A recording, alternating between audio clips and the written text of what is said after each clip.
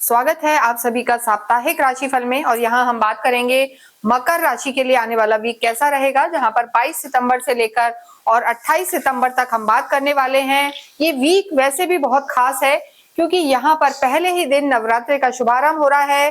देवी आपके घर आएंगी और देवी इस बार जो सवारी लेके आएंगी वो हाथी है।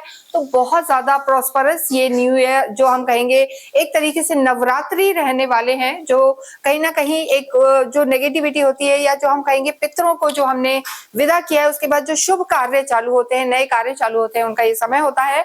तो ऐसी स्थिति में नवरात्रि में आपको किन चीजों का ध्यान रखना है और क्या फॉलो करना है ये भी हम बताएंगे।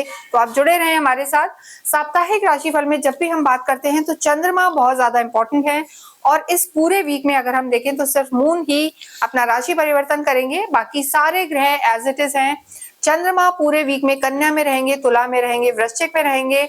और आपके लिए यानी कैप्रिकॉर्न्स के लिए जो चंद्रमा की स्थिति है पहले आपके भाग्य में, कर्म में और लाभ में रहने वाली है। तो चीजें बहुत अच्छी हैं आपके लिए। चंद्रमा किसी भी तरीके से ना कमजोर होंगे और ना ही पीड़ित होंगे। तो ये वीक आपके लिए बहुत कुछ अच्छा लेके आएगा। देखिए, सबसे पहले अगर हम स्वास्थ्य की बात करें तो स्वास्थ्य के लिए जब हम देखते हैं तो त्रिक भाव को देखना जरूरी है और आपके फर्स्ट हाउस को भी देखना जरूरी है कि आपका जो इम्यूनिटी कैसी रहने वाली है।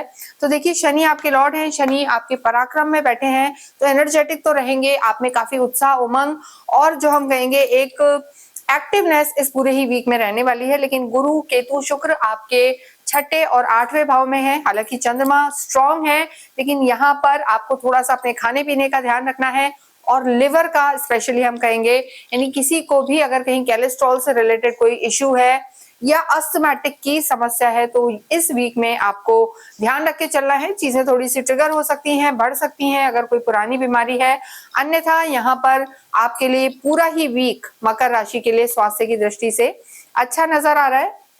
देखिए, जब भी हम ये वीडियो बनाते हैं तो यहाँ पर जो स्थिति देखी जाती है वो मेन ये होती है कि गोचर के आधार पर हम आपको राशिफल बताते हैं, यानी गोचर के आधार पर आपके ग्रह कैसे हैं।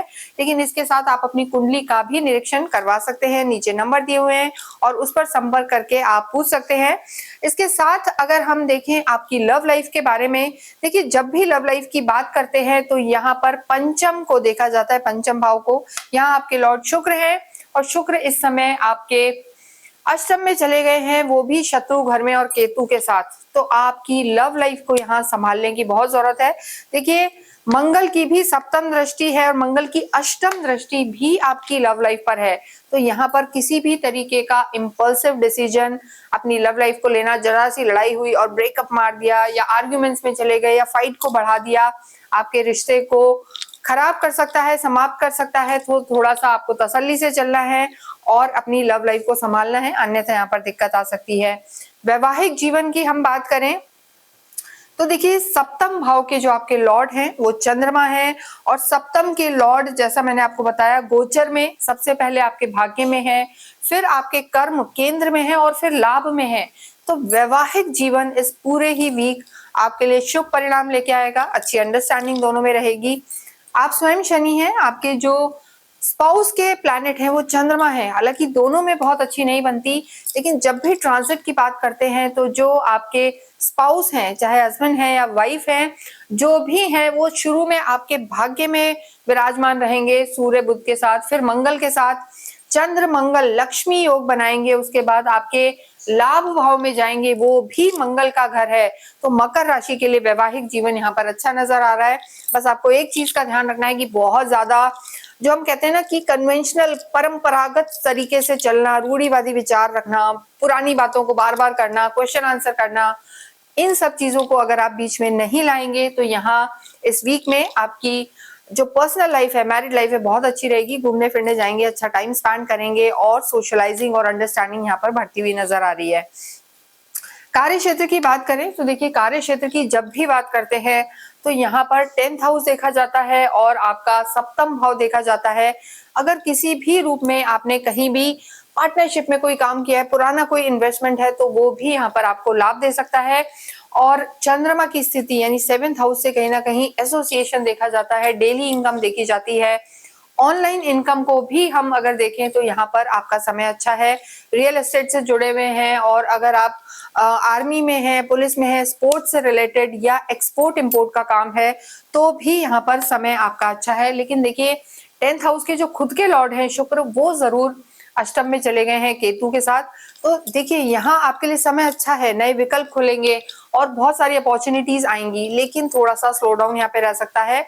और आपको जो कानूनी दावपेच है यानी डॉक्यूमेंटेशन में इस बार का जो मकर राशि है इनको बहुत ज्यादा ध्यान रखने की जरूरत है। जल्दबाजी में डिसीजन नहीं लेना है।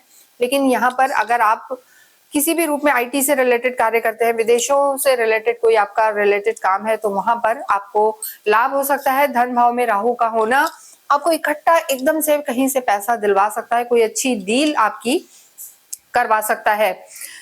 विद्यार्थियों की अगर हम बात करें तो विद्या के स्वामी भी शुक्र है। देखिए हालांकि शुक्र आपके जो राशि स्वामी हैं शनि इनके परम मित्र होते हैं, आपके लिए योग कारक हैं, लेकिन इस समय कमजोर हो गए हैं। तो शुक्र के कारण आपको थोड़ा सा अपने कर्म क्षेत्र में और विद्या में और लव लाइफ में थोड़ा सा आपको संभल के चलना है। लेकिन वैवाहिक जीवन अच्छा है। विद्यार्थियों को ज्यादा फोकस करने की जरूरत है, वरना यहाँ पर थोड़ा सा गलत संगत या भटकाव नजर आ रहा है। तो इन चीजों को आपके घर के जो बड़े हैं, सीनियर्स हैं, मेंटोर्स हैं, उनको ध्यान रखने की जरूरत है। भाग्य की अगर हम बात करें तो भाग्य और अध्यात्म, देखिए अध्यात्म की भी अगर हम बात करें तो नॉलेज लेंगे, धर्म शास्त्र पढ़ेंगे, कहीं ना कहीं आपका इंटरेस्ट रहेगा, यानी नॉलेज यहाँ पर बढ़ती हुई नजर आ रही है। या फिर इस वीक में आप चैरिटी करते हुए बहुत नजर आ रहे हैं कि आप कहीं ना कहीं दान पुण्य अवश्य करेंगे, गौशाला में दान करेंगे या कहीं अनाथ आश्रम में दान कर सकते हैं। वो चीज यहाँ पर आपकी बढ़ती हुई नजर आ रही है और भाग्य आपका साथ देगा, क्योंकि जो आपके भाग्येश हैं वो खुद भाग्य के घर में ही बैठे हुए हैं, स्वग्रही होके, उच्च के होके।